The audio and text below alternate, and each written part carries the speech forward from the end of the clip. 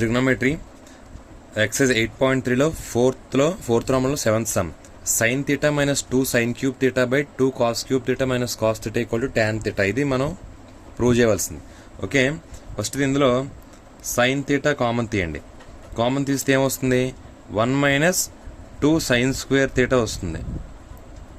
Okay, కింద దాంట్లో cos theta common తీయండి. తీస్తే 2 cos square theta అంటే 2 ఈ cos cube thetaలో ఒక theta పోతే cos square theta minus 1 వస్తుంది. ఓకే, దీన్ని మనం అలా రాసుకోవచ్చు, sin theta by sin theta into 1 minus 2 sin square theta by cos theta into 2 into cos square theta అని ఎలా రాసుకోవచ్చు?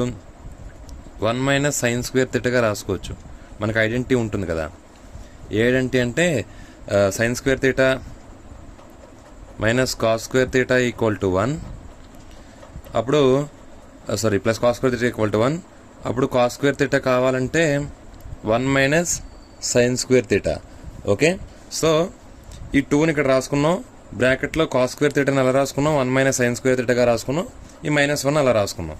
ఇప్పుడు పైన సేమ్ న్యూమరేటర్ ఏం మారదు, sin theta 1 minus 2 sin square theta by cos theta into దీన్ని మామూలుగా 2 1s 2 minus 2 sin square theta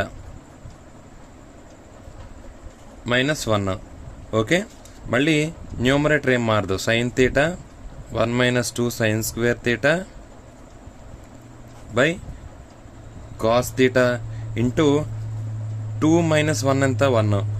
1 minus మళ్ళీ ఈ 2 sin square theta అలా వేసేయండి.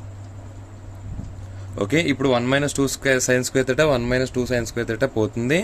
sin theta by cos theta అంటే tan theta. ఇదే ఆన్సర్. Okay, thank you.